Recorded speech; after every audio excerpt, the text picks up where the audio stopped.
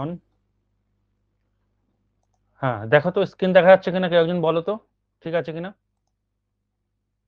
ঠিক আছে, দেখা যাচ্ছে। আচ্ছা বেশ। দেখো শুরু করে দিই। আজকে প্রথমে আমি একটু প্রিপোজিশন পড়াবো, তারপর আবার নাউন যেখানে শেষ হয়েছিল তারপর থেকে শুরু হবে। আজকেও সুন্দর সুন্দর কনসেপ্ট দেখতে পাবে পরীক্ষায়, যেগুলো আসে এবং সহজে মনে রাখা যায়। তো আজকে আমি আগে প্রিপোজিশন পড়ে নিই, ফরের কনসেপ্টটা পড়বো। দাঁড়াও একটু ড্র করি, একটু ল্যাপটপটা স্লো চলছে, তো রিফ্রেশ করতে হবে।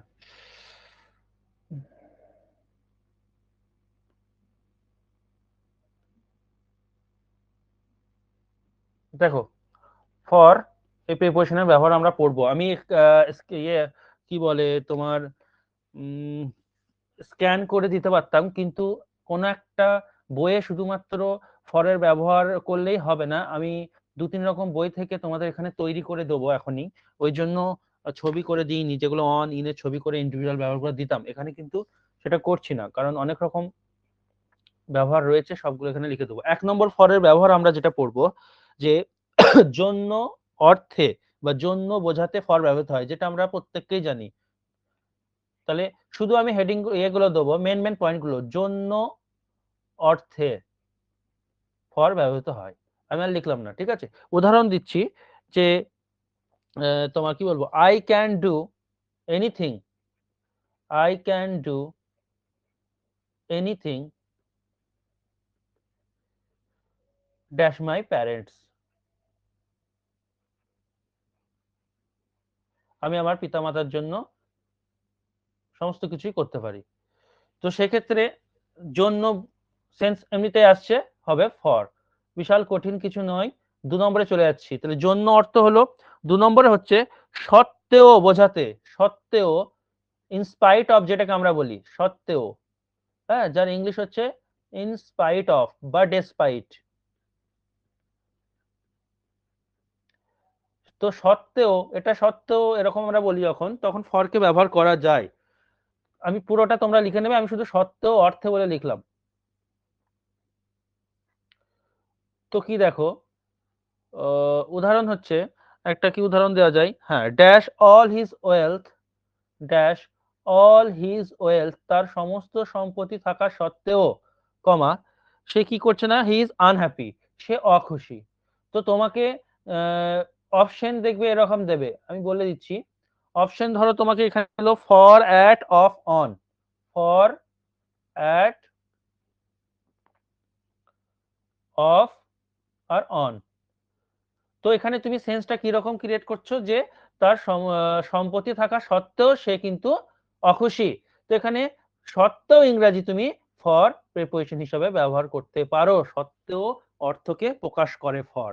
এরকম 3 নম্বর ব্যবহার ফরের, যে তোমার তুলনায়, হ্যাঁ, তুলনা বোঝাতে তুমি ফরকে ব্যবহার করতে পারো। কি রকম দেখো, তুলনায়, স্যার আগের পেজটা একবার দেখান। এই যে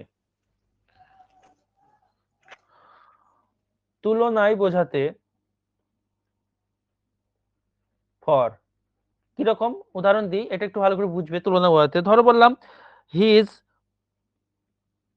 বোনস, তার হাড়, অ্যান্ড মাসেলস, এবং মাংসপেশিগুলো, আর টু লার্জ, অত্যাধিক, হ্যাঁ, বড় বা বেশি যাই বলতে পারো, বা ওজনদারি যেটাকে বলি, ড্যাশ ইজ এজ। অপশন ধরে কিন্তু করতে হবে তোমাকে, এখানে অপশন কি রকম দিতে পারে, যাতে ফরটা আসে সেই অনুযায়ী অপশনটা আমি দিচ্ছি এখানে, বাই, ফর, অ্যাট, ইন। বলছে তার হাড় এবং মাসলগুলি তার বয়সের তুলনায় একটু বেশি বেশি, মানে পরিপক্ক হয়ে গেছে, অর্থাৎ ইমম্যাচিওর যেটাকে বলা হয়, ম্যাচিওর হয়ে গেছে একদম।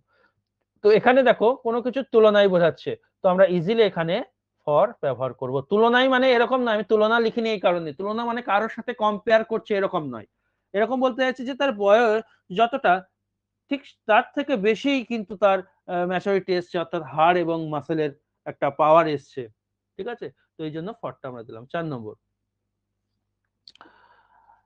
বিনিময়ে বোঝাতে স্যার ফর 2 ব্যবহৃত নম্বরটা হয়। একটু বোঝাবেন স্যার প্লিজ। কোনটা গো? 2 নাম্বারটা। 2 নম্বর এই যে সত্ত্বেও অর্থে ফর ব্যবহৃত হয়, তোমরা ফুল লিখে নেবে, আমি ফুল লিখিনি। সত্ত্বেও অর্থে, সত্ত্বেও মানে আমরা জানি, দেখো কি অপশন গুলো দেখে করতে হবে। All his wealth he is unhappy, মানে কি তার সম্পত্তি থাকা সত্ত্বেও সে অখুশি। তো তুমি দেখা গেল এখানে অন্য কোনো অপশন নেই, ফর আছে, তাহলে তুমি সেখানে ফরটাকে বসিয়ে দেবে, কারণ ফর এই প্রিপোজিশনটা সত্ত্বেও অর্থকে প্রকাশ করে। 4 নম্বর দেখো, বিনিময়ে বোঝাতে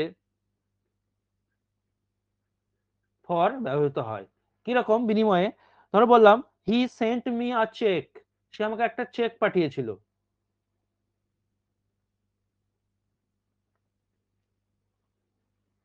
ঠিক আছে, ড্যাশ রুপিস কিছু একটা দিয়ে দিলে 2000। মানে এটা বলতে চাইছে এরকম যে তোমার যে সে 2000 টাকার বিনিময়ে আমাকে একটা চেক পাঠিয়েছিল। তো কোনো কিছুর বিনিময়ে বললে তুমি ফর লিখে দেবে, এরকম ব্যাপার। নেক্সট, তাহলে কঠিন কিছু নেই, আমি শুধু গুছিয়ে লিখে দিই, কারণ একটা বইয়ে সম্পূর্ণটা দেওয়া নেই, 4টে-3টে করে আছে। 5 নম্বর লিখবো আমরা উদ্দেশ্যে বা অভিমুখে বা দিকে বোঝাতে। উদ্দেশ্যে বা অভিমুখে বা দিকে, কোনো কিছুর দিকে বোঝাতে ফর ব্যবহৃত হয়। উদাহরণ দিই, হি লেফট কাটুয়া, সে কাটুয়া ছেড়ে গেছে ড্যাশ কলকাতা, অর্থাৎ সে কলকাতা যাওয়ার জন্য কাটোয়া থেকে রওনা দিয়েছে। হ্যাঁ, বা সে কলকাতার উদ্দেশ্যে কাটোয়া থেকে রওনা দিয়েছে। তো এখানে উদ্দেশ্য বা অভিমুখে বা কোনো কিছুর দিকে বোঝালেও কিন্তু ফরের ব্যবহার লক্ষ্য করা যায়। তোমাকে অপশন এমন দেবে যাতে ফরটাই হয়, অন্য কোনো অপশন হবে না।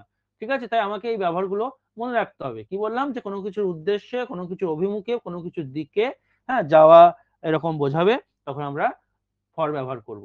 যেমন সে কলকাতার উদ্দেশ্যে রওনা করেছে, he left Katwa for Kolkata, সে কাটোয়া ছেড়ে গেছে কিসের জন্য? কলকাতার উদ্দেশ্যে যাওয়ার জন্য, ফর কাটোয়া এই কলকাতা। 6 নম্বর, আচ্ছা 6 নম্বর দেখি কি কি বাদ গেল। জন্য অর্থ হলো, আচ্ছা যাবত বোঝাতে, যাবত, যাবত মানে থেকে, যাবত যেটাকে নর্মালি আমরা থেকে বললে বুঝতে পারবো, বোঝাতে ফর ব্যবহৃত হয়। যেটা আমরা প্রেজেন্ট পারফেক্ট টেন্স কন্টিনিউয়াস টেন্সে ব্যবহার করি গো, যে সে 4 দিন ধরে জ্বরে ভুগছে, হ্যাঁ, বা আমি 3 বছর ধরে শিক্ষকতা কাজ করছি, তাহলে আই হ্যাভ বিন টিচিং, 3 বছর আগে শুরু হয়েছে এখনো চলছে, present perfect continuous tense, I have been teaching for 3 years, 3 years. তো 3 বছর যাবত আমি শিক্ষকতা কাজ করছি, বা 3 বছর ধরে আমি শিক্ষকতা কাজ করছি, ও 3 বছর থেকে আমি শিক্ষকতা কাজ করছি, তো সেক্ষেত্রে ফরের ব্যবহার লক্ষ্য করা যায়। আমরা ফর এবং সিন্সকে ডিটেইলে পড়েছি, আরো হয়তো পড়বো ডিটেইলে, কিন্তু টেন্সের চ্যাপ্টারে আমরা পড়েছি। নেক্সট আমরা যেটা পড়বো 6 নম্বর হলো, আচ্ছা আর কিছু দেখি, কোনো কিছু মূল্য বা বিনিময় অর্থে। দাঁড়াও একটু স্লাইড নিয়ে নিই, ল্যাপটপে কিছু ডিলিট করতে হবে, অনেকগুলো নোটস পত্র এটা ওটা হয়ে গেছে, ল্যাপটপটা একটু স্লো চলছে আজকে।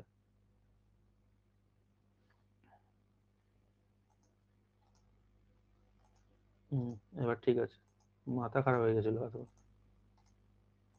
হ্যাঁ, 7 নম্বর যাবো এবার। 7 নম্বর লিখবো মূল্য বা বিনিময় বোঝাতে। দেখি মূল্য বা বিনিময় কি বলছে।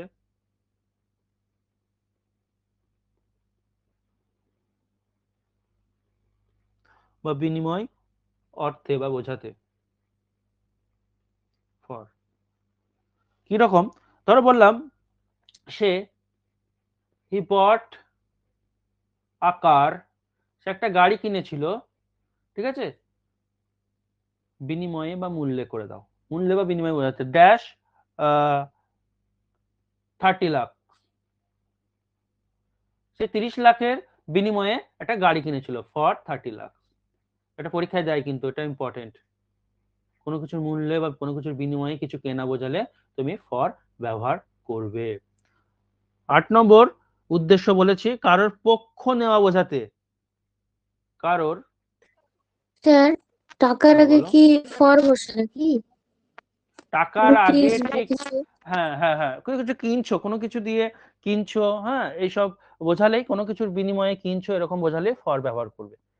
তারপর দেখো কারোর পক্ষ নেওয়া বোঝাতে, বলো বলছি এস যোগ হবে কোনটা? ল্যাক্সটা? এটা, হ্যাঁ এটাতে এস যোগ হবে, কারণ এরপরে আর তো নাউন নেই, এটা আচ্ছা অ্যাডজেক্টিভে কাজ করছে না। কারোর পক্ষ নেওয়া বোঝাতে ফর ব্যবহৃত হয়। দেখো কি রকম, ধরো বললাম সে আমার পক্ষে, হ্যাঁ তুমি আমরা যখন অনেক সময় বলি না ও তো আমার পক্ষে রে, তো তার ইংলিশ কি করব? শি ইজ বা হি ইজ ফর মি। সে আমার পক্ষে, ইংলিশ হচ্ছে শি ইজ ফর মি। আর শি ইজ টু মি হয়ে গেলে কিন্তু তার অর্থ আলাদা হয়ে যাবে। শি ইজ টু মি মানে সে আমার দিকে আসছে, এরকম ক্লিয়ার হয়ে যাবে। তো এগুলো আমাদেরকে অর্থ বুঝে কাজ করতে হবে। শি ইজ ফর মি মানে সে আমার পক্ষে কাজ করছে বা আমার পক্ষে কথা বলছে কিছু সামথিং। আর শি ইজ টু মি মানে সে আমার দিকে আছে, কারণ টু কোনো অভিমুখকে নির্ণয় করে। এগুলো আমাদেরকে বুঝতে হবে। এই হচ্ছে, আচ্ছা আর সময়ের জন্য বোঝাতে আর একটা লিখে দিই, 9 নম্বর, এটা 8 হলো, 9।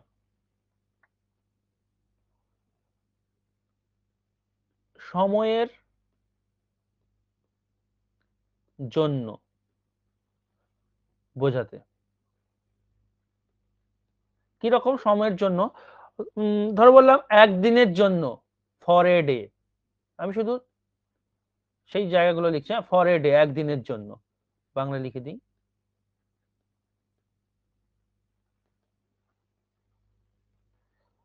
তারপর হতে পারে এক সপ্তাহের জন্য, কি হবে? For a week. তারপর তোমার হতে পারে এক মাসের জন্য, ফর এ মান্থ। তো এগুলো সবগুলো আমি বলেছি প্রিপারেশনের প্রথম দিনে, সেই টাইমের ব্যাপারটা, ডেটাও একটা টাইম, উইকটাও একটা টাইম, মান্থ একটা টাইম, 1 ঘন্টার জন্য বা কিছুক্ষণের জন্য ইংরাজি, এটা পরীক্ষায় দিতে পারে ফর এ হোয়াইল, বা আমরা বলিও ফর এ হোয়াইল মানে হচ্ছে কিছুক্ষণের জন্য। তো কোনো সময়ের ব্যাপারে বললে, সময়ের জন্য বললে আমরা ফরটাকে ব্যবহার করব। এই হচ্ছে ফরের সাধারণ ব্যবহার। এবার আমরা যেটা এখানে পুট হলো না, আমি দেখিয়ে দিচ্ছি, এটা এখানে পুট করে তোমাদেরকে হোয়াটসঅ্যাপে দেবো। এই পিকে দে সরকারের বইয়ের, ঠিক আছে, পিকে দে সরকারের বইয়ে যেগুলো আমরা লিখছিলাম তোমাদেরকে দিয়ে দিচ্ছিলাম, তোমরা লিখছিলে, যেগুলো নেই, যেগুলো এগুলো করালাম না, সেই ফ্রেজ গুলো বা সেই ওয়ার্ড গুলো লিখে নেবে। সেটা আমি এই ছবিটাকে পুট করে দেবো, এই যে এই ছবিটাকে পুট করে দেবো, এখন হচ্ছে কিনা দেখি। এই যে দেখো, crying out for fear, copy. তারপর a house for sale, to take for granted, for God's sake, পুরো এগুলো হুবাহু কিন্তু পরীক্ষায় এই বই থেকে কিন্তু অনেক সময় দিয়ে দেয়। তো এইগুলো তোমরা সুন্দর করে তলায় তলায় হোক বা কমা দিয়ে হোক, যেভাবে হোক লিখে নেবে কোথায় কোথায় আর ফর ব্যবহৃত হয়। যেগুলো লিখলাম সেগুলো যদি থাকে সেগুলো আর লিখবে না, বাকিগুলো লিখবে। তো এই পিকে দে সরকারের বইয়ের এই জায়গাটা আমি এখানে পুট করে দিই।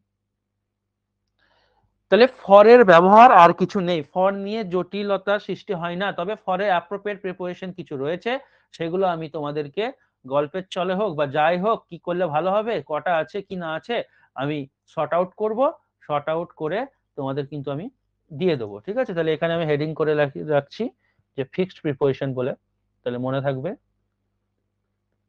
পুরো আমরা কিন্তু ধাপে ধাপে পরপর পরপর যাচ্ছি, একদম বেসিক থেকে, তাড়াহুড়োর কোনো সিন নেই। এবং প্র্যাকটিস সেট নিয়ে কোনো চিন্তা নেই, কারণ প্র্যাকটিস সেট আলাদা করে আমি ভিডিও বানিয়ে দিচ্ছি তোমাদের জন্য, আরো ওগুলো কিন্তু লিখবে, বারবার করে বলছি। ফিক্সড প্রিপোজিশন, ফিক্সড প্রিপোজিশন অর্থাৎ কোনো ওয়ার্ড থাকবে এবং সেই কোন ওয়ার্ডের পর ফর হবে, সেই ওয়ার্ডগুলো আমি তোমাদের পরের দিন গুছিয়ে আগের মতো করে সব লিখে দেবো এখানে। ঠিক আছে, এটা পরের দিন করে দেবো। তাহলে ফরের প্রিপোজিশন, ফর প্রিপোজিশনের ব্যবহারটা এখানে আমরা শেষ করলাম। এভাবে একটা একটা করে এগোবো এবং যা যা কনসেপ্ট আছে আমি দেবো। এবার আমরা আজকে তারপরে যেটা করছিলাম, নাউনের চ্যাপ্টার, নাউনের চ্যাপ্টারে আসবো, কারণ নাউনের চ্যাপ্টারটা যথেষ্ট বড় চ্যাপ্টার, ওখান থেকে প্রশ্ন আসবে, আমাদেরকে শেষ করতে হবে। চলো, নাউন শেষ যতদূর আমার মনে পড়ছে, এই জায়গায় হয়েছে, তাই তো? বলো তো একটু।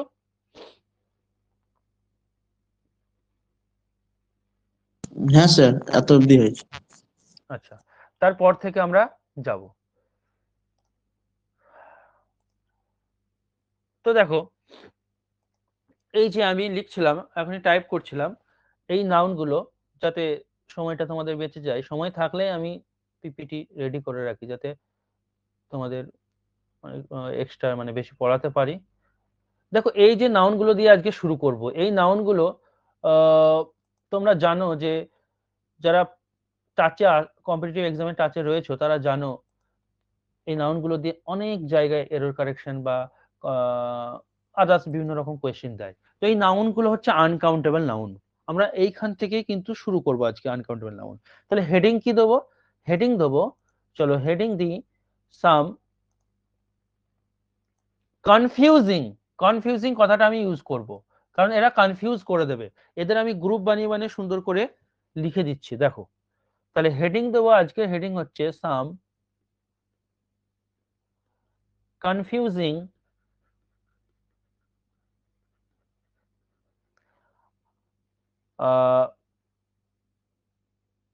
uncountable nouns. Uncountable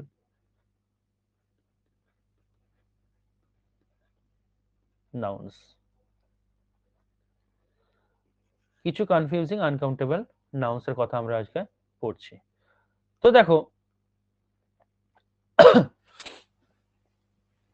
দেখো কনফিউজিং কেন বলছি? কনফিউজিং এই কারণেই বলছি, কিছু কিছু আনকাউন্টেবল নাউন আছে যাদের মানে, আচ্ছা ওটা বলার আগে তোমাদেরকে আমি একটা ইনফরমেশন দিই, যে আমরা পড়েছিলাম হয়তো, ইনফরমেশন দিই কি, জানার চেষ্টা করি যে আনকাউন্টেবল নাউনের কখনো প্লুরাল করা যায় না। 1 নম্বর পয়েন্ট আমরা পড়বো যে আনকাউন্টেবল যে নাউন, এই আনকাউন্টেবল নাউনের 1 নম্বর পয়েন্ট পড়বো, প্লুরাল করা যায় না। বেশ। 2 নম্বর পয়েন্ট, প্লুরাল করা যায় না। তো কিভাবে প্লুরাল করা যায় না? দেখো এখানে এইভাবে, এখানে কনসেপ্টটা এরকম দেবো যে আনকাউন্টেবল নাউনের প্লুরাল করা যায় না এস বা ইএস, এস বা ইএস যোগ করে। তার মানে আনকাউন্টেবল নাউনকে প্লুরাল করা যাবে, অর্থাৎ আনকাউন্টেবল নাউনকে কাউন্টেবল করা যাবে। কিভাবে? অন্য কোনো ওয়ার্ড নিয়ে এসে, অর্থাৎ আনকাউন্টেবল নাউনকে চেঞ্জ না করে আমরা তাকে প্লুরাল করতে পারি, সেটাই এখানে আমরা পড়বো। 2 নম্বর পয়েন্ট হচ্ছে আনকাউন্টেবল নাউনের জন্য কি বলেছিলাম, যে আনকাউন্টেবল নাউনের আগে এ বা অ্যান বসে না। এদের আগে লিখে দিই, এদের আগে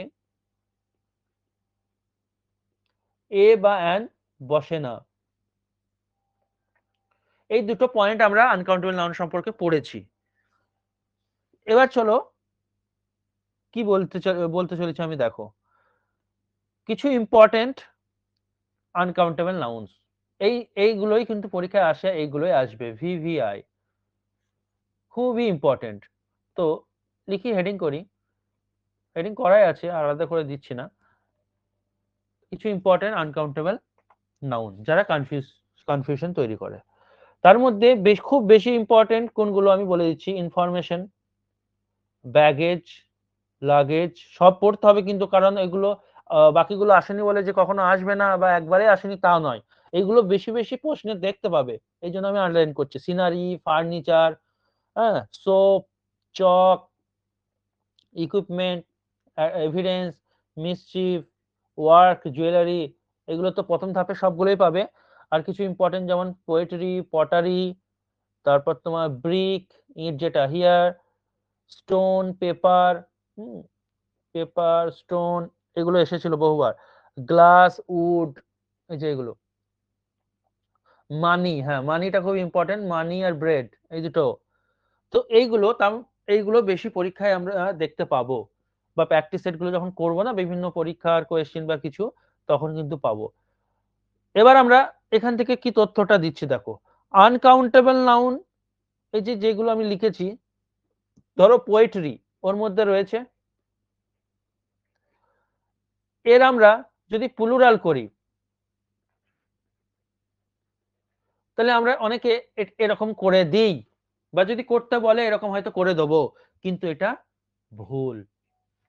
পোয়েট্রির প্লুরাল করা যাবে না, অর্থাৎ একে চেঞ্জ করা যাবে না।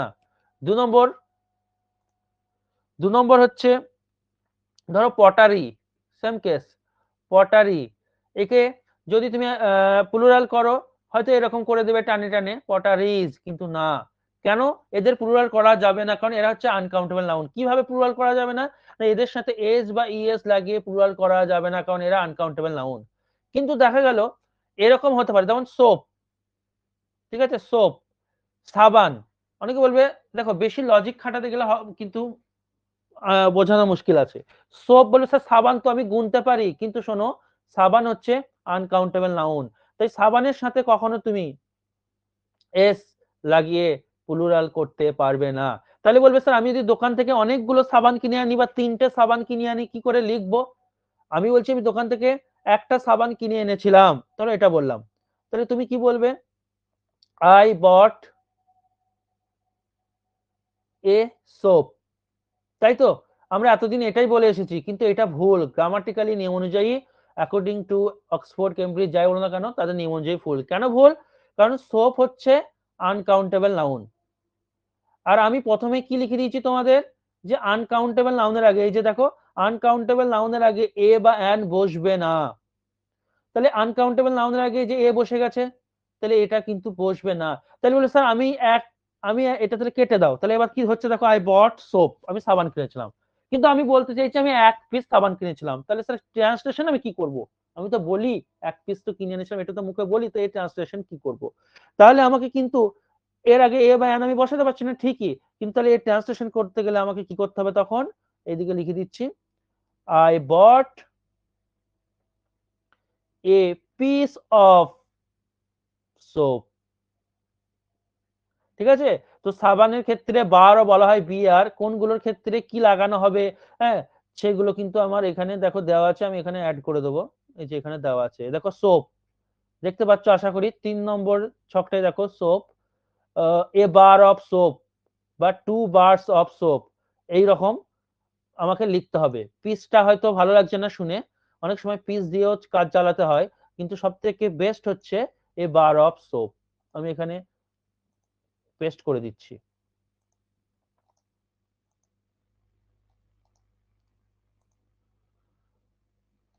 এখানে পেস্ট করে দিই, এই যে। তাহলে আমি একটা সাবান কিনে এনেছিলাম, ইংলিশ কি বলবে আজকের পর থেকে? আজকের পর থেকে আমি একটা সাবান কিনে এনেছিলাম, ইংলিশ বলবে I bought A bar of soap. এই যে সোপটা খেয়াল করে দেখো, এ বার অফ সোপ। স্যার আমি একের বেশি সাবান কিনে এনেছিলাম, আচ্ছা ভালো করে লিখে দেয়, বট এ বার অফ সোপ, একের বেশি সাবান কিনে এনেছিলাম। তুমি বার বলবে স্যার যে আনকাউন্টেবল নাউন হচ্ছে সোপ, আর আনকাউন্টেবল নাউনের আগে এ বা অ্যান বসে না, তো আপনি এ এ বসালেন কোথায়? দেখো বারের আগে, তার মানে এইটাকে প্লুরাল করা যাবে। প্লুরাল করা যাবে বলেই তো এর আগে এ বসেছি, তাহলে এরই প্লুরাল করতে হবে তোমাকে, সোপের প্লুরাল করা যাবে না। তাহলে আমি অনেকগুলো সাবান কিনে এনেছিলাম, ইংরেজি হবে আই বট, ধরো ধরো 2টো বা 3টে, অনেকগুলো হলে সেভারেল এরকম হয়, 2টো লিখছি, 2 বার্স অফ সোপ, আমি 2খানা সাবান কিনে এনেছিলাম। ঠিক আছে? তাহলে আমি সোপটাকে কাউন্টেবল নাউন করলাম। কিভাবে করলাম? সোপের সাথে এস বাই এস লাগিয়ে নয়, বারের সাথে এস বাই এস লাগিয়ে একে চেঞ্জ করলাম, কিন্তু আনকাউন্টেবল নাউনকে চেঞ্জ করতে পারবো না। বলো বুঝতে পারলে কিনা? বোঝা গেল? হ্যাঁ স্যার বুঝেছি। বেশ, এই আর একটা আছে, এই যে আমি এগুলো দিয়ে দিচ্ছি, এগুলো খুব ইম্পর্টেন্ট। কিভাবে আনকাউন্টেবল নাউনের কাউন্টেবল ফর্ম করা যায়, বা তাকে কাউন্টেবল, যদি তোমাকে কেউ জিজ্ঞেস করে এই আনকাউন্টেবল নাউনটি কাউন্টেবল কি হবে, তখন কিন্তু এইগুলো লিখবে। আমি সব সুন্দর করে এইখানে দেওয়া আছে, এবং দেখো লেখাও আছে, সোর্স হচ্ছে কেমব্রিজ গ্রামার, একদম কেমব্রিজের, আমার বানানো নয়, মাথায় রাখবে। তাহলে আরেকবার চলো বলি, আমি বলছি এইগুলো হচ্ছে ইম্পর্টেন্ট আনকাউন্টেবল নাউন্স, সবগুলো কিন্তু আনকাউন্টেবল। আমি আবার, হ্যাঁ বলো। স্যার মানিটা কি করে আনকাউন্টেবল হলো স্যার? মানিটা তো গোনা যায় আমাদের। না আমি বলছি, বলছি। আচ্ছা ঠিক আছে। মানিটা খুব ইম্পর্টেন্ট কথা, আমি বলে দিচ্ছি। আনকাউন্টেবল নাউন, তো এই আনকাউন্টেবল নাউন গুলো হচ্ছে খুব ইম্পর্টেন্ট, এক নম্বর কথা। দু নম্বর কথা হচ্ছে আনকাউন্টেবল নাউনের সাথে এস বা ইএস অ্যাটাচ করা যাবে না। হলো। তারপরে কথা হচ্ছে আনকাউন্টেবল নাউনের প্লুরাল যদি করতেই হয় তাহলে একে চেঞ্জ না করে করতে হবে। সেটা কিভাবে সম্ভব? সেটা এরকম ভাবে সম্ভব যে এটা এ পিস না লিখে এ বার লিখো, ভালো লাগবে শুনতে। এ পিসও অনেক জায়গায় দেওয়া থাকে, এ বার অফ সোপ। কিভাবে করব? ধরো অ্যাডভাইস, অ্যাডভাইস হচ্ছে উপদেশ। আমি একখানা তাকে অ্যাডভাইস দিয়েছিলাম, উপদেশ দিয়েছিলাম, তার ইংরেজি হবে I gave him an advice. দিলে কিন্তু আমরা এতদিন এই হয়তো করে এসেছি, এটা দিলে কিন্তু ভুল হয়ে যাবে। এটাখানে কি দিতে হবে? কারণ কেন ভুল হয়ে যাবে, ব্যাখ্যাটা কি দেবে? যাকে ধরো শেখাবে বা তোমরা যারা শিখছো, অ্যাডভাইসটা কি? আনকাউন্টেবল নাউন, আমি ইউএন লিখলাম। আর আনকাউন্টেবল নাউনের আগে এ বা অ্যান বসানো যায় না। তাহলে আমি কি করব? তাহলে এখানে আমাকে এটাকে হটাতে হবে। এখানে হটাতে গেলে সঠিক আনসার কি করব? আমি তাকে এক পিস অ্যাডভাইস দিয়েছিলাম, এ পিস অফ অ্যাডভাইস। আমি তাকে অনেক অ্যাডভাইস দিয়েছিলাম, I gave him several pieces. কারণ সেভারেল এর পর, সেভারেল এই ওয়ার্ডটার পর, মেনি এই ওয়ার্ডগুলোর পর প্লুরাল বসাতে হবে। আর প্লুরাল বসাতে গেলে আমি দেখো পিসকে তখন প্লুরাল ইজিলি করতে পারবো, পিসেস, পিসের প্লুরাল পিসেস হয়। কিন্তু অ্যাডভাইসকে কোনো চেঞ্জ করব না, এরকম। তো অ্যাডভাইসটা পরীক্ষায় দেয়, যেগুলো দেয় সেগুলো লেখা আছে। ফার্নিচার দেয়, ব্রেড, রুটি। এক পিস রুটি ইংরেজি বলবে কি? আ পিস অফ ব্রেড বা এ স্লাইস অফ ব্রেড বা এ লোফ অফ ব্রেড, তিন রকম ভাবে বলা যায়। দু পিস বা চার পিস বা পাঁচ পিস কি লিখবে? টু পিসেস অফ ব্রেড বা টু স্লাইসেস অফ ব্রেড বা টু লোভস অফ। লোফের প্লুরাল কি হয়ে যাবে? এল ও এফ। এটা তো সিঙ্গুলার কে বোঝায়, এর প্লুরাল হয়ে যাবে লোভস। এটা এফটা উঠে ভিইএস হয়, এটাও আমরা পড়েছি সিঙ্গুলার প্লুরাল। এবার ইনফরমেশন হলো, হ্যাঁ, এক পিস ইনফরমেশন দিয়েছিলাম, এ পিস অফ ইনফরমেশন বলবে। আমরা দেখবা সবাই বলি, আমিও বলতাম যে I gave him an information. কিন্তু না, ইনফরমেশন হচ্ছে আনকাউন্টেবল নাউন, তার আগে এ বা অ্যান বসানো যাবে না। তোমাকে তাহলে কি লিখতে হবে? A piece of information, two pieces of information, এরকম। মিউজিক, নিউজ, ইকুইপমেন্ট, এগুলো সবগুলোর ক্ষেত্রেই কিন্তু দেওয়া আছে, দেখে নেবে। এইখানে চলে আসি যেটা মানি আছে যেখানে। দেখো, স্যার ইনফরমেশনটা আরেকবার বলবেন স্যার। ইনফরমেশন আনকাউন্টেবল নাউন, ইনফরমেশনের আগে কোনো এ বা অ্যান তাহলে আমি বসাতে পারছি না। তাহলে এক পিস ইনফরমেশন ইংরেজি কি হবে? A piece of information. দু পিস কি হবে? Two pieces of information. দেখো লেখা আছে সুন্দর করে। এবার আসো মানির ব্যাপারটা। দেখো, মানি মানে টাকা হলো। স্যার আমরা তো টাকা গুনতে পারি, রাত দিন তো টাকা নিয়েই খেলা চলছে। দেখো তুমি এরকম বলবা কি যে, ফাঁকা স্লাইড নেই, তুমি আমাকে এরকম বলবা যে স্যার আমার পকেটে 100টা মানি আছে বা 100 মানি আছে। তুমি তোমার পকেটে 100 মানি আছে এরকম বলবা, না তোমার পকেটে 100 রুপিস বা টাকা আছে বলবে? কোনটা বলবে বলো? 100 রুপিস। হ্যাঁ, এটা বলবে। কখন আমরা বলি আমার পকেটে 200 মানি আছে, 100 মানি আছে, 200 টাকা আছে বলি। অর্থাৎ টাকাটা হচ্ছে তোমার কাউন্টেবল নাউন, টাকা বা রুপিসটা হচ্ছে কাউন্টেবল নাউন। ঠিক আছে? মানিকে গোনা যায় না, মানিকে গোনা যায় না, টাকাকে গোনা যায়, ইউরো মানে টাকা এককগুলো, ইউরোকে গোনা যায়, ডলারকে গোনা যায়, ঠিক আছে, এইগুলোকে গোনা যায়। কিন্তু মানিকে গোনা যায় না, মানি হচ্ছে আনকাউন্টেবল। এটা মাথায় রাখবে। তুমি এইভাবে ভাবতে হবে তোমাকে, তা না হলে তো সব সাবানও তো গুনতে পারি। হ্যাঁ, কোনো কিছু কোনো অংশ থেকে কেটে কেটে নেওয়া হয়, কোনো একটা বড় কিছু, ধরো সেই যেমন আটা, কি বলে, যখন কেক বানাও যেমন, তো কেটে নিয়ে এক পিস পিস করা হয়, ওরকম ভাবে কোনো একটা কনসেপ্ট আছে, ওই জন্য সবকে আনকাউন্টেবল ধরা হয়। তো মানি হচ্ছে আনকাউন্টেবল, মানি গুনি না আমরা, টাকা গুনি, ইউরো গুনি, ডলার গুনি। এই হচ্ছে ব্যাপার। তো এখানে দেখো এগুলো দেওয়া আছে যে আনকাউন্টেবল নাউন একদিকে, একদিকে কাউন্টেবল নাউন। অ্যাকোমোডেশন মানে বাসস্থান, বাসস্থান কথাটা হচ্ছে আনকাউন্টেবল। একে যদি কাউন্টেবল করতে বলে তাহলে তখন আমাকে আবার আনতে হবে এ হাউস, বাসস্থান বাড়ি হয় তখন আবার হাউস আসবে, ফ্ল্যাট আসবে, এগুলোকে বলবো। ব্যাগেজ, লাগেজ, মালপত্র, এইগুলো কিন্তু আনকাউন্টেবল। এখান থেকে তৈরি কাউন্টেবল নাউন কোনগুলো? ব্যাগেজ লাগেজের মধ্যে কোনগুলো পড়ছে? একটা সুইটকেস, একটা ব্যাগ, একটা রাকসাক, এইগুলো যাই হোক। ব্রেড, রুটি, এগুলো বললাম। লাইটনিং, বজ্র, দেখো লাইটনিং এটা হচ্ছে বজ্র, তো এটা কিন্তু আনকাউন্টেবল। এর কাউন্টেবল হচ্ছে ফ্লাশ অফ লাইটনিং। কত কি জানা আছে এক্সাক্ট মানে দেখছো? কি স্যার? রাকসাক মানে কি কার জানা আছে গো? দাঁড়াও দেখছি। কোন একটা ওই সুটকেস টাইপের কিছু লাগেজ টাইপের রাখার কিছু ব্যাপার হবে, দাঁড়াও দেখি। কার কাছে ডিকশনারি থাকে তো দেখো তো, দাঁড়াও। আর U C K S S, sack মানে তো আমরা তো, রাকস্যাক মানে হচ্ছে, বলছে রাক নয়, রুকস্যাক। রুকস্যাক মানে হচ্ছে ব্যাগ যা কাঁধে থেকে পিঠের উপর ঝুলিয়ে নিয়ে যাওয়া হয়, মানে এক ধরনের ব্যাগ। এক ধরনের ব্যাগ। এরপর দেখো লাখ, মানি, এর মানিটা বললাম। পোয়েট্রি, এখানের মধ্যে সব থেকে বেশি ইম্পর্টেন্ট হচ্ছে মানি আর পোয়েট্রি, এইগুলো বেশি আসে পরীক্ষায়। মানিটা তো বোঝালাম, পোয়েট্রিটাও দেখো। পোয়েট্রি হচ্ছে কবিতা, মানে সমগ্র কবি এটা হচ্ছে গোটাটাই হচ্ছে পোয়েট্রি, ঠিক আছে? এটা হচ্ছে গোটাটাই পোয়েট্রি। ওর ভেতরে ভরা থাকে পোয়েম, ওর ভেতরে যেগুলো আছে এগুলো, যেটা পুরো এটা একটা সংকলন, এর ভেতরে যেগুলো আছে এগুলো হচ্ছে পোয়েম। তো পোয়েম গোনা যায়, তো এই জন্য দেখো এইদিকে দেওয়া আছে কাউন্টেবল নাউনে এ পোয়েম, কিন্তু পোয়েট্রি গোনা নাই। পোয়েট্রি মানে সমগ্র কবিতাকে বলা হচ্ছে, যে কোনো কবিতা বা অনেক কবিতা, সমগ্র জিনিসটাকে বোঝানো হচ্ছে, এই জন্য। তো এই দুটো ইম্পর্টেন্ট, মাথায় রাখবে। তাহলে তোমরা এখানে আমি বলে দিলাম, আনকাউন্টেবল নাউনের লিস্ট দিলাম। স্যার, হ্যাঁ বলো। যদি মানির ওখানে যে ডলার থাকে তাহলে কি ওটা কি কাউন্টেবল নাউনের ওখানে যাচ্ছে? কাউন্টেবল, হ্যাঁ হ্যাঁ, ডলারটা কাউন্টেবল, কারণ ডলার গুনবো, $100, $200, আমার পকেটে $300 আছে, ঠিক আছে এটা স্যার। বলতে পারি, কিন্তু মানিটা কখনো হবে না।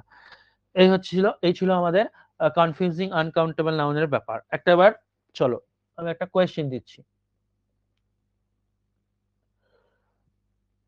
ধরো এরকম দিল, দ্য টিচার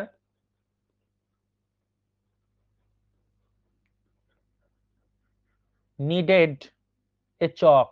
ওখানে দেখবে চকটাও রয়েছে, চক ওয়ার্ডটাও রয়েছে, যদি না থাকে লিখে নেবে। হ্যাঁ, ওই যে যে লিস্টটা দিয়েছি,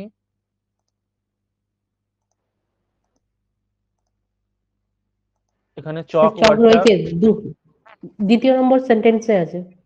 আছে। এছাড়া লিখে স্যার নেবো। সোপের পাশে, হ্যাঁ স্যার আছে, সোপের সোপের পাশে। পাশেই আছে। আচ্ছা আচ্ছা। ও বাবা,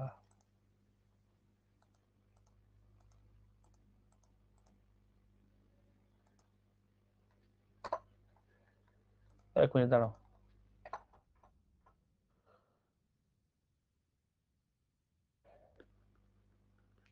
হ্যাঁ, যেটা বলছিলাম, দ্য টিচার নিডেড এ চক। তো এটাও কিন্তু ভুল, দেখো তোমরা। আমি নিজেকেও এখন আমার হাসি লাগে যে আমি কত ইংরাজি, কত আমরা কিন্তু ভুম ভাম শিখে এসেছি একদম। আহ কি বলবো আর, বলার ভাষা নেই। এই চকটাকে আমরা ভাবতাম, ঠিক আছে, চকটা, এই যে চক, এই চক যে মেটেরিয়ালটা, মেটেরিয়াল কখনো গোনা হয় না। এই চকটা কিন্তু মেটেরিয়াল কোনো কিছু দিয়ে তৈরি, এই ব্যাপারটাকে কিছু বলছে। যখন আমি বললাম না তোমাকে, যখন কিছু, ধরো এই যে লুচি যখন বানায়, এটাকে কি বলে? এই যে লম্বা করে যে জিনিসটাকে করো, মেয়েরা বলো না, কি বলে এটাকে? লিচি ফিচি কি বলে জানো? তখন কেটে কেটে বানাই না? আচ্ছা, লেচি তো কেটে কেটে বানাই না, ঠিক? হ্যাঁ, ঠিক এই যে জিনিসগুলো এরকম করে কেটে কেটে কেটে কেটে তৈরি করা হয়, সেই জিনিসগুলোকে কিন্তু আনকাউন্টেবল বলা হচ্ছে, ঠিক আছে? তো সেক্ষেত্রে চকটাও হচ্ছে কিন্তু আনকাউন্টেবল। যদি লজিক মেলাতে পারো বা না পারো, মুখস্থ রাখবে যে ওয়ার্ডগুলো দিয়েছি এগুলোই পরীক্ষায় আসবে, চাকরি পেতে হবে, এই কারণে আর কি। তো চক হচ্ছে আনকাউন্টেবল নাউন। তাহলে আনকাউন্টেবল নাউনের আগে এ হবে না। তাহলে বলো তো এর সঠিক আনসারটা কি লিখবো? The sir teacher teacher needed needed a piece of chalk. The teacher, ঠিক, needed a piece of chalk, তবেই কিন্তু কারেক্ট হলো। এবার কেউ যদি ভাবো যে শুধু চক লিখবো, না, এতক্ষণে কারেক্ট হলো, এতক্ষণে, কারণ একটা চক চাইছেন, তাই আমাকে তো মেনশন করতে হবে।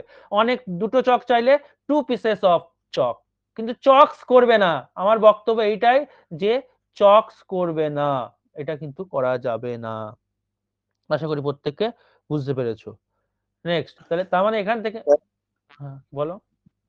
স্যার বলছি যে আমরা অনেক সময় বলি না যে ডোন্ট গিভ মি অ্যাডভাইস, এটা তো ঠিক হ্যাঁ, তো এখানে তো আমি এ লাগাচ্ছি না তো, তাহলে ঠিক আছে। না? ওটাই হ্যাঁ, যে হ্যাঁ এ বা এন কিছু না লাগিয়ে, মানে এন না লাগিয়ে যদি বলি ডোন্ট গিভ হ্যাঁ মি হ্যাঁ অ্যাডভাইস, হ্যাঁ তাহলে হ্যাঁ। দেখো ওটাই। গ্রামাটিক্যালি ওটা তুমি স্পোকেনে ইউজ করছো ঠিক আছে, কিন্তু গ্রামাটিক্যালি লিখতে গেলে খাতায় যদি তুমি ডেসক্রিপটিভ ইংলিশ কোনো এক্সাম দাও তাহলে তুমি কিন্তু লিখবে don't give a piece of advice, ঠিক আছে? তখন কিন্তু কিন্তু মুখে যখন বলছো ডোন্ট গিভ অ্যাডভাইস, সে ঠিক আছে, এটা স্পোকেন ইংলিশের জন্য, অ্যাকচুয়ালি স্পোকেন ইংলিশে কোনো গ্রামার রুল ফলো না করলেও হয়ে যায়, কিন্তু সঠিক এর গ্রামার হচ্ছে যে don't give me a piece of advice, এটা হচ্ছে সঠিক গ্রামাটিক্যাল মানে কি বলবো সেন্টেন্স। এবার চলো তাহলে এটা হলো। এবার দেখো আরেকটু অ্যাডভান্সে যাবো, অ্যাডভান্স লেভেলের উদাহরণ দিই।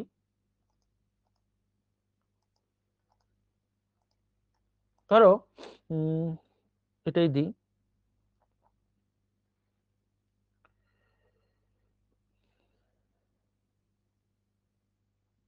I have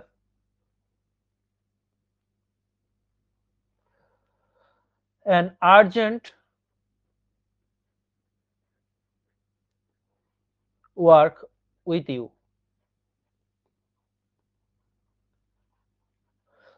আমার একটা আর্জেন্ট কাজ আছে তোমার সাথে। তাহলে বলো বাক্যটা কি ঠিক লিখলাম? সঠিক কি হবে যদি ঠিক না হয়?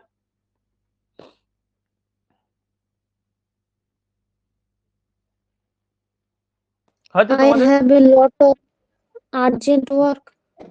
দেখো বলি আমি আনকাউন্টেবল, এটা ওয়ার্কটা দেখবা লেখা আছে আনকাউন্টেবল নাউন, বেশ। এবার তো আমার বক্তব্য হচ্ছে আনকাউন্টেবল নাউনের এ বা অ্যান বসে না আনকাউন্টেবল নাউনের আগে, হলো? তাহলে স্যার এখানে তো আপনি এ বা অ্যান ওয়ার্কের আগে বসাননি, আপনি তো এখানে বসেছেন আর্জেন্টের আগে, তাহলে কি এটা কি ঠিক? আচ্ছা আমাকে বলো তো, এই যে অ্যাডজেক্টিভটা এলো, এটা অ্যাডজেক্টিভ, কাজটা কেমন কাজ? আর্জেন্ট কাজ, নাউনের ব্যাপারে বলছে, আর নাউনের ব্যাপারে বললে সেটাকে আমরা বলি অ্যাডজেক্টিভ, তো এটা হচ্ছে অ্যাডজেক্টিভ, বেশ খুব ভালো কথা। অ্যাডজেক্টিভের আগে কিন্তু এ বা অ্যান বসে না, ভালো করে শুনবে। তুমি কখনো বলো যে হি ইজ এ ব্যাড, কখনো বলো? ব্যাডটা কি? ব্যাডটা হচ্ছে অ্যাডজেক্টিভ, অ্যাডজেক্টিভের আগে কখনো এ বা অ্যান বসে না। হি ইজ ব্যাড বলো, সঠিক এটা। কিন্তু যখনই চলে আসে সে খারাপ ছেলে, তখন দেখো বলি he is a bad boy. তাহলে আমাকে তোমরা বলো ব্যাড মানে অ্যাডজেক্টিভের জন্য এ এলো না বয় নাউনের জন্য এ এলো? বলো। নাউনের কার জন্য জন্য এটা এলো এলো? Sir, noun. নাউনের জন্য এলো। তার মানে এখানে অ্যানটা কার জন্য এসেছিল? অ্যানটা এসেছিল ওয়ার্কের জন্য, যেহেতু এটা আর্জেন্টের আগে বসেছে, কারণ রুল হচ্ছে আর্টিকেল, রুল হচ্ছে আর্টিকেল তারপর অ্যাডজেক্টিভ, যদি অ্যাডজেক্টিভ চলে আসে তার নাউনের আগে বসবে তারপর নাউন, এই জন্য। কিন্তু এই যে আর্টিকেলটা বসে কার জন্য? এই নাউনের জন্যই বসে, যেহেতু আর্জেন্টটা অ্যাডজেক্টিভ, ইউটা ভাওয়েল, এই জন্য এটা অ্যান হলো, কিন্তু বসেছে কিন্তু এর জন্যই, কিন্তু মাথায় রাখবা মানে একটা কাজকে উল্লেখ করার জন্যই। তাহলে আর্টিকেল বা এ বা অ্যানটা যে এলো এখানে, এই যে এ বা অ্যানটা এলো, এই বয়ের জন্য এলো, এ অ্যাডজেক্টিভের জন্য আসেনি। তাহলে আমরা জানি আনকাউন্টেবল নাউনের জন্য এ বা অ্যান বসে না, তার মানে এইখানে ভুল আছে। তাহলে এখানে আমাকে কি করতে হবে? I have a piece of urgent work, এর সঠিক আনসার কি হবে? I have a piece of urgent work. বলো বুঝতে পারলে কিনা বলো এবার, খুব ইম্পর্টেন্ট কনসেপ্ট।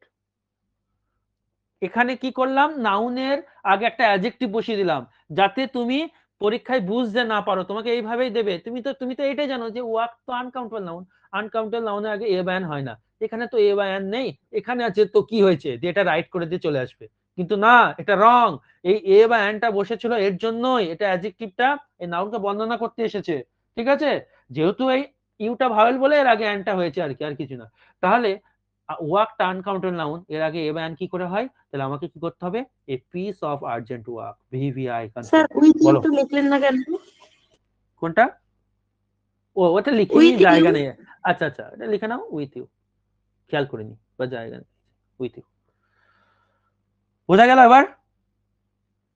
তাহলে হ্যাঁ একটা বলো স্যার। তো। হ্যাঁ স্যার। সুন্দর করে তোমরা এগুলো বাংলায় আমার কথাগুলো শুনবে, আগে শোনো, যখন নোট বানাবে একবার, আমি আবার বলছি, এই একবার খাটো, এই বছরটা খাটো, একবার নোট বানাবে, দেখবে নোট বানাতে গিয়ে যথেষ্ট টাইম লাগবে ভিডিও শুনে শুনে। আগে 2 মিনিট আমার কথাটা শুনে নেবে, কারণ অনেক সময় কথা আমাকে চেঞ্জ করতে হয়, তো তাড়াহুড়ো করে ভুল বলেও ফেলি, তারপর আবার ঠিক করি। তো 2 মিনিট আমার কথাটা আগে শুনে নেবে, তারপর পজ করে সেই কথাটা তোমার মতো করে গুছিয়ে লিখে নেবে ওখানে। এই পিপিটি দেখে এইগুলো লেখার থেকে আমার কথাগুলোর দাম কিন্তু বেশি, বারবার করে বলছি। এবার দেখো স্যার এই টিচমিন্ট অ্যাপটাতে রেকর্ড ক্লাসে প্রচন্ড নেট টানে একদম, প্রচন্ড মানে নেটটা খরচ হয় আর কি, প্রচন্ড খরচ হয়। আমি বুঝতে পারি না ঠিক আমারই হয় না কি ব্যাপার। মানে রেকর্ডেড ক্লাস দেখলে মানে ডবল নেট। বেশ, নেট করো, আমি বলছি। অবশ্যই এটা ঠিক, কারণ এবার দেখো এই সুন্দর করে গুছিয়ে এই অ্যাপে ক্লাসগুলো করা হয়। এবার ওই আমার গুগল মিটে আমার ওইসব আমি গুগল মিটে এখনো পর্যন্ত ক্লাস করিনি, আমি লকডাউনে বা সব টিচমিটে করা এই কারণেই করাই, কারণ এখানে সুন্দর করে গুছিয়ে থাকে ব্যাপারগুলো। আর এই গুগল মিটে কি সব এক্সটেনশন করে রেকর্ড করে, তারপর সেটা আবার টেলিগ্রামে দেয়, ওটাও মোবাইল একদম কি বলে মেমোরির ব্যাপার থাকে ওটা, তো আমার এটাই প্রেফারেবল। তো একটু তোমরা এই ব্যাপারটা একটু দেখো, নেট খায় আমি বুঝতে পারছি ব্যাপারটা। খুব যদি কারোর প্রবলেম হয়, খুব দেখো, খুব যদি আমি একটা অপশন দিয়েছি তোমাদেরকে, খুব যদি কারোর প্রবলেম হয় যে আমার স্যার নেটে আমার পক্ষে সম্ভব হয়ে উঠছে না, নেট বেশি মারার আমার পক্ষে এটাই তাহলে আমি কি করতে পারি, একটা জিনিসই করতে পারি, ইউটিউবে লোড করতে পারি। কিন্তু ইউটিউবের লোড আমি প্রতিদিন করতে পারবো না, আমার পক্ষে সম্ভব নয় এখনো, কারণ আমি এই জিনিসগুলো দেখো, টিচমিন্ট একটা অ্যাপ, কোনো গ্যারান্টি নেই যে কোনো সময় আমি এত কষ্ট করে ক্লাস করছি, এই ক্লাসগুলো আমার অ্যাসেট, সারা জীবন কাজে লাগবে। তো আমি কি করব, এই ক্লাসগুলোই আস্তে আস্তে ইউটিউবে লোড করে রাখছি, আনলিস্ট করে রাখছি, সবাই পাবে না, সবাই যাতে না পায়, স্বাভাবিক। টেন্সের কিছু ক্লাস এখানে আনলিস্ট করে লোড করা আছে, ঠিক আছে। এবার ব্যাপার হচ্ছে আমি রেগুলার এই ঝামেলা আছে, এখান থেকে ডাউনলোড করা, সেইগুলোকে ইউটিউবে দেওয়া, এ করা ঝামেলা, তো আমি পেরে উঠতে পারি না। তো তখন কিন্তু তোমাদেরই খিচিবিচি পরিস্থিতি হয়ে যাবে, স্যার কালকে ক্লাসটা ইউটিউবে দিন না, আমি কিন্তু পারবো না। হ্যাঁ, কারণ ধরো সম্ভব নয়, একটা কাজ তো নয়, বুঝতেই পারছো নিশ্চয়ই, আমার জায়গায় থাকলেও তোমাদের এই ব্যাপারটা হতো। কিন্তু আমি এই ক্লাসগুলো ইউটিউবে দেবো, ইউটিউবে দেবো বলতে আনলিস্ট করে বা প্রাইভেট করে, যাতে অন্যরা দেখতে না পায়। তবে কবে দেবো কোনো আমি তার গ্যারেন্টি দিতে পারছি না। তাই একটু কাইন্ডলি তোমাদেরকে আমি রিকোয়েস্ট করছি, একটু টিচমিন্টে দেখার চেষ্টা করো। পরবর্তীকালে যদি আমি পেরে উঠি বা কারো যদি খুবই প্রবলেম হয়, তাহলে আমি টেন্সের কিছু ক্লাস দিয়েছিস তার লিঙ্ক হয়তো দিতে পারি, তুমি দেখে নিতে পারো। কিন্তু আপ টু ডেট প্রতিদিনকার জিনিস ইউটিউবে আপলোড করতে পারি না, সময় থাকে না, হয়ে ওঠে না। এই জায়গাটা একটু মাথায় রেখো, এবং পারলে একটু এটা করো, আমাকে কি বলবো, কোঅপারেট। হ্যাঁ স্যার, আপনি টিচমেন্টে কম নেট কাটে স্যার। জানি না স্যার আমি, আপনি তোমরা বললে। আর এটাতে আমরা যেরকম এখন যেহেতু লাইভ ক্লাসগুলো করছি অসুবিধা হবে না, আপনি টেন্সটা দিয়েন স্যার, ওটা যেহেতু ঠিক আছে, করতে এটা পারিনি। আমি ওটা ওটা রেকর্ড হচ্ছে, তো আমি পরে কথাগুলো আমাকে ফোন করো, হ্যাঁ আমি তোমাদের সাথে কথা বলে নেবো। চলো ক্লাসে যাই, রেকর্ড হচ্ছে তো, পরবর্তীকালে সবাই শুনবে এগুলো। দ্য টিচার নিডেড এ চক, তাহলে বলো তো, আচ্ছা এখানে এ লিখতে ভুল হয়েছে, একবার হলো তো এটা, একটু দাও। স্যার এই কোশ্চেনটা হয়ে গেছে। হ্যাঁ, এখানে আমি একটা অ্যাড করব, এ রেড চক, তাহলে বলো এটা সঠিক কি হবে, এ রেড চক। এই পিসেস অফ পিস রেড হবে চক। স্যার, পিস হবে। হ্যাঁ, the teacher needed a pieces of red chalk. তো a piece of, sorry pieces না, a piece of, a piece of হ্যাঁ, পিস অফ। Red chalk. এবার অনেকগুলো বললে 2 পিসেস অফ রেড চক, অর্থাৎ আমরা বুঝতে পারলাম রেডটা হচ্ছে অ্যাডজেক্টিভ, অ্যাডজেক্টিভের আগে এ এসেছে, ঠিক আছে, কিন্তু এটা অ্যাডজেক্টিভের জন্য আসেনি, এসে এই চকের জন্য। আর চক হচ্ছে আনকাউন্টেবল নাউন, আনকাউন্টেবল নাউনের জন্য এ বা অ্যান কখনো আসতে পারে না, তাই আমাকে কি করতে হলো, এ পিস অফ রেড চক। এই ছিল ব্যাপার। পরের যাব, পরের কনসেপ্টে যাব। একটা প্রশ্ন ছিল, বলো বলো। বলছি যে অ্যান এলিফ্যান্ট এটা তো বলা যায়, আর যদি বলা হয় যে ড্যাশ বিগ এলিফ্যান্ট, তার এখানে অ্যান বসবে না এ বসবে? এ বসবে, কারণ বিগের জন্য এ হবে, বিটা কনসোনেন্ট। হ্যাঁ, ওটা তো ওইরকম। তাহলে এখানে এখানেও তো বসেছে, দেখো এই যে এখানেও তো বসেছে, আর্জেন্ট কোথায় গেল গো, এই যে আর্জেন্ট, ইউ এর জন্য বসেছে, সবসময় তার পাশে কে থাকবে দেখবা, সেই অনুযায়ী এ বা অ্যান বসবে, ঠিক আছে। ওয়ার্ড অনুযায়ী কিন্তু এ বসবে, হ্যাঁ ওয়ার্ড অনুযায়ী এ বসবে, কিন্তু বসেছে একটা কাজকে ইঙ্গিত করছে, ভালো করে কথাটা আমার বোঝো একটু। দেখো এখানে কাজের কথা বলছে, একটাই কাজকে বলছে, কিন্তু কাজটা কেমন, আর্জেন্ট কাজ। কিন্তু যখন আমি লিখবো, তখন লেখার সময় আমি তার পাশে কে আছে দেখবো, কারণ আমার এ বা অ্যানটা, এই যে ব্যাপারটা, এ মানেও একটা, অ্যান মানেও একটা, এই দুটো কেন হয় আমি আর্টিকেল চ্যাপ্টার ডিটেলে বলবো। এ অ্যান দুটো মানেই তো একটি, এটা কেন এসেছিল, অ্যানটা কেন দিয়েছিল, এ দিলেই তো পারতো, এ মানেই তো একটি হয়ে যেত, ঝামেলা শুকিয়ে যেত। অ্যাকচুয়ালি ব্যাপার হচ্ছে পরপর দুটো ভাওয়েল সাউন্ড যদি থাকে, দেখো অ্যান আপেল বলি, এ আপেল বলি না। তুমি বাড়িতে একটু খেয়াল করে দেখবে, ক্লাসের পর একটু উচ্চারণ করবে, এ আপেল বলবে গোটা 10 বার জোরে জোরে, আর অ্যান আপেল বলবে গোটা 10 বার জোরে জোরে। দেখবে শুনতে ভালো লাগবে অ্যান আপেলকে, এবং তোমারও উচ্চারণ করতে মানে কষ্ট হবে না, মানে একটু রিদমিক ব্যাপার আসবে অ্যান আপেল। কেন জানো তো, ব্যাপার হচ্ছে এটা কেন অ্যানটাকে আনা হয়েছিল, এ মানে একটি তো হয়ে গেছিল। ব্যাপার হচ্ছে এটা, এই দেখো এটা ভাওয়েল সাউন্ড, আবার এইদিকে এটাও ভাওয়েল সাউন্ড। পরপর দুটো ভাওয়েল সাউন্ড থাকলে তুমি যখন উচ্চারণ করতে হবে না, তোমার একটু ব্যাঘাত ঘটবে উচ্চারণে, অর্থাৎ একটু কষ্ট হবে। এ আপেল, দেখো এ আপেল বলতে গিয়ে একটু দম লাগার মতো ব্যাপার হচ্ছে, একটু যদি খেয়াল করে দেখো। আর যখন অ্যানাপল বলছো, দেখো কি সুন্দর এক, কারণ অ্যানটা হচ্ছে কনসোন্যান্ট সাউন্ড, এনটা হচ্ছে কনসোন্যান্ট সাউন্ড, আর এটা হচ্ছে ভাওয়েল সাউন্ড। তো এই ভাওয়েল আর কনসোন্যান্টের একটা সাউন্ডের কম্বিনেশনের জন্য অ্যানকে আনা হচ্ছে, অ্যানাপল। কত সুন্দর লাগছে দেখো অ্যানাপল। আর এ অ্যাপল বলতে গেলে দেখো একটা গলায় একটা টান ধরছে, জানি না তোমরা ফিল করতে পারছো কিনা, যদি উচ্চারণ করতে হবে, উচ্চারণ করবে হ্যাঁ তাহলে স্যার। ফিল করতে পারবে। এই জন্য আসলে আনা হয়েছে। আমি আরো ডিটেলে আর্টিকেল চ্যাপ্টারে তোমাদের ছবি এঁকে বোঝাবো। তো এখানে কিন্তু তোমরা যখন লিখবে তখন কিন্তু এই সাউন্ডের জন্য আসছে কিন্তু অ্যানটা, হ্যাঁ অ্যানটা কিন্তু স্যার সাউন্ডের জন্য এখানে বসছে। বলো। অনেকগুলো আর্জেন্ট কাজ হলে কিভাবে লিখতে হবে? তো several pieces of urgent work, several ওয়ার্ডটা অনেকের জন্য ব্যবহার করবা, সেভারেল, SEVERAL, সেভারেল মানে বিভিন্ন রকম, অনেক। কখনো কখনো মেনিও আসতে পারে। দেখো আমি আরো আসছি, উদাহরণ দিই তাহলে ক্লিয়ার হবে। 3 নম্বর উদাহরণ, you have a big number of money,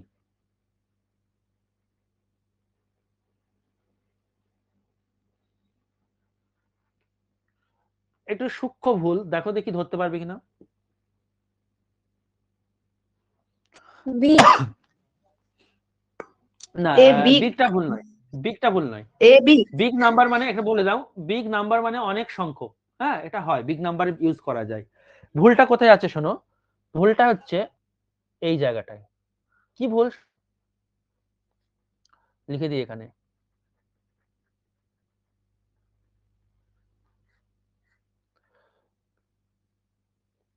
ব্যাপারটা হচ্ছে এরকম যে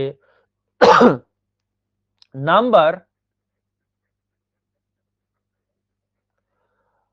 ওয়ার্ডটি, নাম্বার যে ওয়ার্ডটির কথা আমরা বলছি, এই ওয়ার্ডটি কাউন্টেবল নাউনকে ইঙ্গিত করে, কাউন্টেবল নাউনকে ইঙ্গিত করে বা প্রকাশ করে বা ডিনোট করে, ঠিক আছে। আর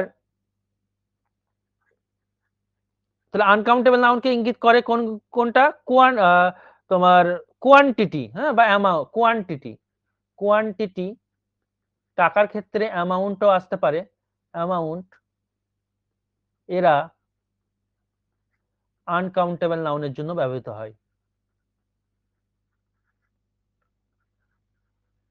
নাউনের জন্য আসে, আসে লিখে দিলাম। হ্যাঁ তাহলে দেখো মানি, মানি হচ্ছে আনকাউন্টেবল নাউন, আনকাউন্টেবল নাউনের জন্য কখনো তুমি নাম্বার কথাটা ইউজ করবে না, তাহলে এখানে ইউজ করতে হবে তোমাকে you have a big amount of money, সব থেকে বেস্ট অ্যামাউন্ট অফ মানি, এরকমও পরীক্ষায় আসতে পারে। তো এখানে আমি অন্যরকম একটা এরর দিয়েছিলাম, এ বা এন এর নয়। আশা করি বুঝতে পেরেছো। স্যার নেক্সট, এটা একটু বলুন আরেকবার।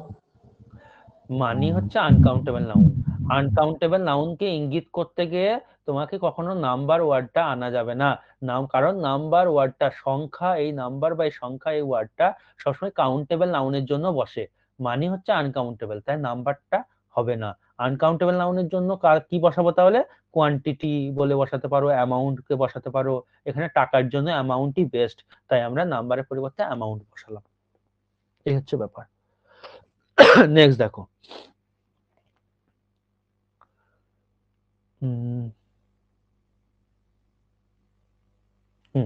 পরে কোশ্চেন এরকম একটা দিচ্ছি, আই হ্যাভ রেড উচ্চারণ রেড বলবো, লেখার সময় রিড লিখবো বানানটা। এ কোয়ান্টিটি অফ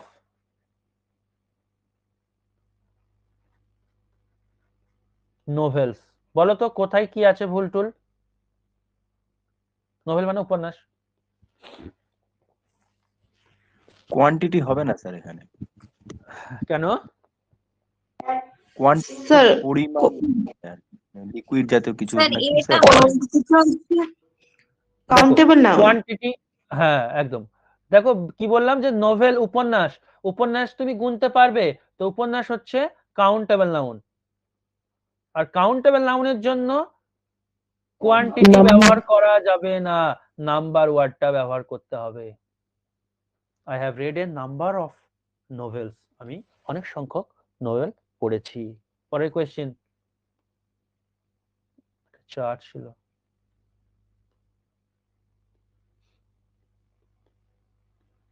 পাঁচ নম্বর মোটামুটি you did many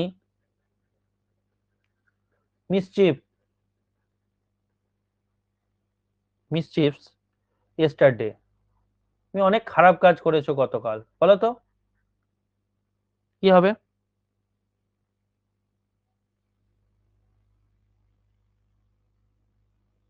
sir number হবে।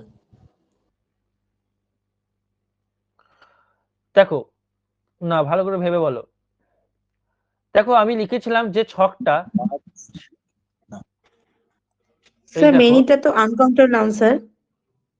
মেনি আনকাউন্টেবল নয়, মেনি নয়। দেখো এই জায়গায় এসো, কোথায় গেল কোথায় গেল, মিসচিফটা বের করতে, এই যে 2 নাম্বার সেন্টেন্স আছে। হ্যাঁ, তো এই যে মিসচিফ, ঠিক আছে, এই যে দেখো মিসচিফ, মিসচিফ হচ্ছে আনকাউন্টেবল নাউন। তাহলে ভুলটা কোথায় আছে আমাদের? আনকাউন্টেবল নাউনের সাথে এস বা ইএস যোগ হয় না। এখানে দেখো মিসচিফস করে দিয়েছি, তো এটা ভুল, এসটা হবে না। তাহলে এবার হচ্ছে দেখো, তাহলে এটা ঠিক করতে হবে। কিভাবে ঠিক করবো বলো তো? স্যার মিস এস হবে না বললেন, কেটে দিলেন, ঠিক আছে, তাহলে এটা আনকাউন্টেবল নাউন। বেশ, এবার আনকাউন্টেবল নাউন যদি হয়, মেনি এই ওয়ার্ডটা কেন আসবে? কারণ মেনি তো ব্যবহার হয় কাউন্টেবল নাউনের জন্য, তাই না? কাউন্টেবল নাউনের জন্য মেনি ব্যবহার হয়। তাহলে এখানে কি করব? হয় আমাকে এরকম করতে হবে, হয় আমাকে করতে হবে এরকম, মাছ, মেনির পরিবর্তে বসাতে হবে মাছ, কিংবা তোমাকে এরকম করতে হবে, এখানে লিখে দিই, মেনি পিসেস অফ মিসচিফ। দেখো বুঝতে পারলে কিনা? তোমাকে যদি সেন্টেন্সটা ইমপ্রুভ করতে দেয়, যেগুলো আমি ইউটিউবে দিচ্ছি প্র্যাকটিস সেট হিসেবে, তো সেইগুলো সেন্টেন্স ইমপ্রুভমেন্টে যদি করতে দেয়, তাহলে তোমাকে তো জানতে হবে কিভাবে কি করতে হয়। আর যদি তোমাকে এররটা ধরতে দেয়, তাহলে তো তুমি এরর ধরে ফেলেছো, যে প্রথমেই বলে দেবে স্যার মিসচিফস এস হবে না, কারণ মিসচিফ হচ্ছে আনকাউন্টেবল নাউন, এর সাথে এস বাই এস হবে না। যদি এবার বলে ঠিক করো, সেন্টেন্সটাকে ঠিক করো, এররটা ডিটেক্ট করলে, এররটাকে কারেকশন করো, তখন তুমি কি করলে?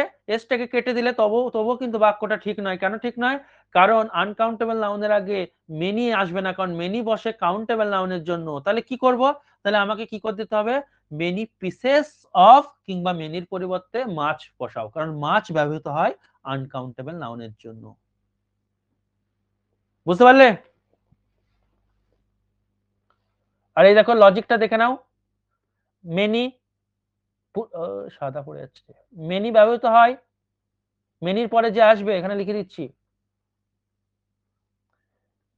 মেনির পরে যে নাউনটা আসবে, সেই নাউনটাকে হতে হবে plural, many boys, many girls, তাই না? তাহলে দেখো মেনির পরে পিসেস, প্লুরাল চলে এসছে, লিখলাম না, কাটাকাটি হবে। কি বুঝতে পারলে? এগিয়ে যাবো, উত্তর দাও। হ্যাঁ স্যার, বোঝা গেছে। ঠিক আছে, নেক্সট।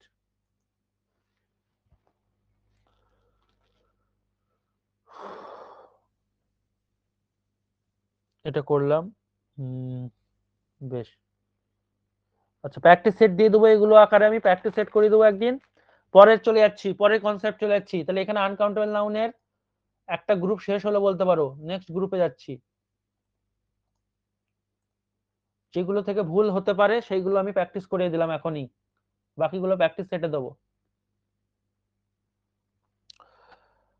পরের গ্রুপে যাচ্ছি বা পরের কনসেপ্টে যাচ্ছি।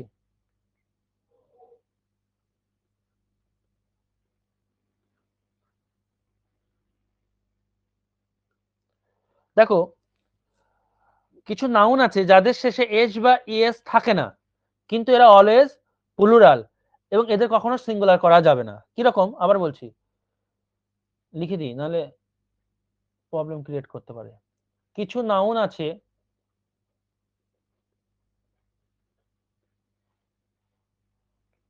যারা অলওয়েজ প্লুরাল,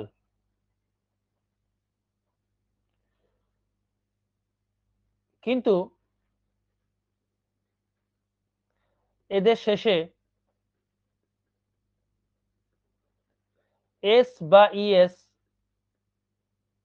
থাকে না এবং এদের প্লুরাল এদের সিঙ্গুলার করা যায় না।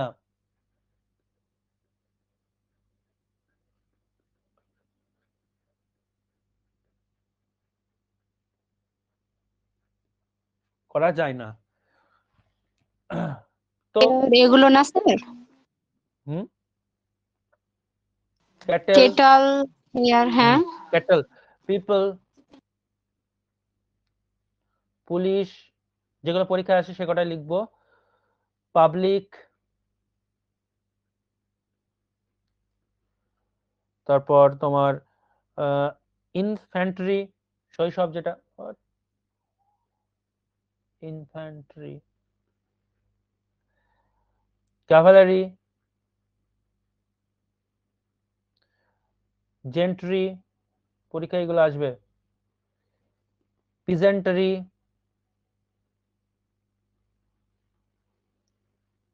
সব মানেগুলো পাশে লিখে নেবে ডিকশনারি দেখবে আর নিজেরও একটু খাটবে। ক্লার্জি, ভার্মিন,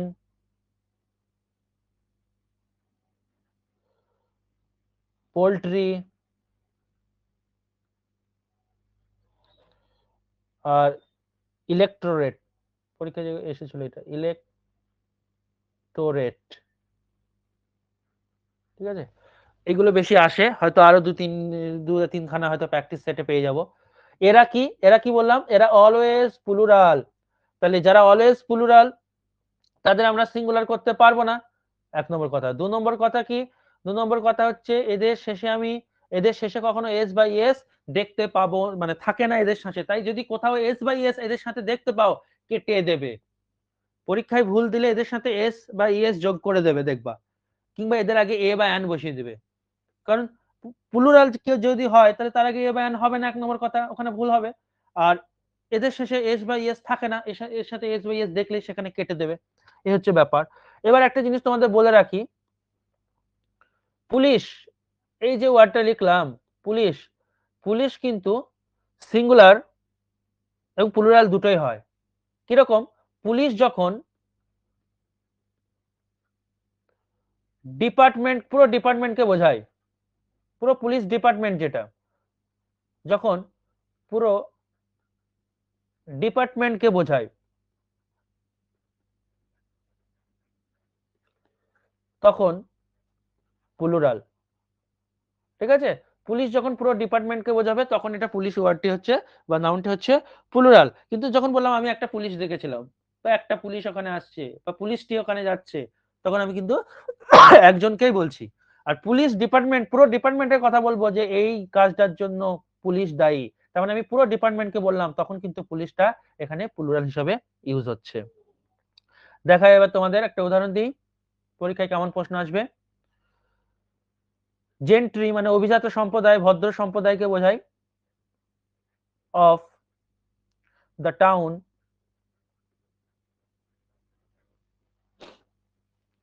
was present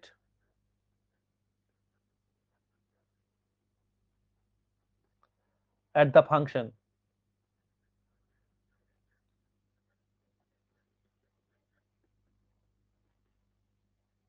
দু নম্বর উদাহরণ, the peasantry, গরিবি যেটা, is hard hit by natural disasters.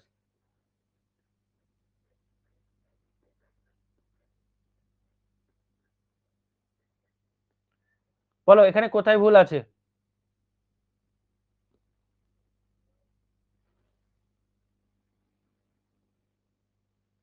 বলো। স্যার জিট্রিটা ওয়্যার হবে। আচ্ছা বাকিরা কি বলছো গো? পিজেন্ট্রিটা তো আর হবে মনে হচ্ছে। দেখো বেশ, জেন্ট্রি অফ দ্য টাউন, শহরের যে অভিজাত সম্প্রদায়রা রয়েছে তারা বলছে উপস্থিত ছিল ফাংশনে। তাহলে আমি কি বললাম? আমি বললাম জেন্ট্রি ওয়ার্ডটা হচ্ছে অলওয়েজ প্লুরাল। এবার এটাও তোমাদেরকে শিখিয়ে দিয়েছিলাম যে একটা বাক্যের ভার্ব বসবে, সাবজেক্ট এগ্রিমেন্ট চ্যাপ্টার চলে এলো, কি অনুযায়ী? না সাবজেক্ট অনুযায়ী। সাবজেক্ট যদি সিঙ্গুলার হয় তাহলে যে ভার্বটা নেবে সেই ভার্বটা হবে সিঙ্গুলার, আর সাবজেক্ট যদি প্লুরাল হয় তাহলে যে ভার্বটা নেবে সেটা হবে প্লুরাল। এটা হচ্ছে মূল ফান্ডা এখানে। তাহলে দেখো জেন্ট্রি হচ্ছে প্লুরাল, কোনটা সাবজেক্ট, জেন্ট্রি না টাউন? মনে রাখবে অফের মানে প্রিপোজিশনের পর যে নাউনটা থাকবে এটা হচ্ছে প্রিপোজিশনের অবজেক্ট, এটা হচ্ছে প্রিপোজিশনের অবজেক্ট। আর আমাদের রুল হচ্ছে ভার্ব বসবে কি অনুযায়ী? সাবজেক্ট অনুযায়ী। তাহলে সাবজেক্ট এখানে কে? এখানে সাবজেক্ট হচ্ছে জেন্ট্রি, তাহলে এই অনুযায়ী ভার্বটা বসবে। তাহলে ওয়াজ হবে না, কেন হবে না? সাবজেক্ট হচ্ছে প্লুরাল, ভার্ব নেবে প্লুরাল ওয়্যার। বুঝতে পারলে কেন ওয়্যার হলো? পুরো ব্যাখ্যা করে দিলাম। টাউনও কেন হলো না, অনেক এইটা সব বলে না, দেখবা বইয়ে লেখা থাকে হ্যাঁ প্লুরাল আছে তাই ভার্ব প্লুরাল হলো, কিন্তু টাউনটা দিয়ে কেন হলো না? কারণ টাউনটা এখানে অবজেক্টের কাজ করছে। প্রিপোজিশনের পরে যে ওয়ার্ড নাউন দেখতে পাবে সেই নাউন সবসময় অবজেক্ট হবে, প্রিপোজিশনের অবজেক্ট, মাথায় রাখবে প্রিপোজিশনের অবজেক্ট। তাহলে জেন্ট্রিটা সাবজেক্ট, সেই অনুযায়ী এখানে ভার্ব হলো ওয়্যার। পরের কোয়েশ্চেনটা সেম, দ্য পিজেন্ট্রি ওয়ার্ডটা হচ্ছে প্লুরাল ওয়ার্ড, তাই ভার্ব নেবে পাশে প্লুরাল, ইজ হবে না, প্রেজেন্ট টেন্সে প্লুরাল ভার্ব হয় আর। কি বুঝতে পারলে? আজকে এতটাই থাক। হ্যাঁ স্যার। তো এই ছিল আমাদের আজকের ক্লাস। আমি যেগুলো তোমাদেরকে অ্যাটাচ করে দেবো বললাম, মনে হয় অ্যাটাচ করা হয়ে গেছে, তবুও দেখবো, দিয়ে দেবো।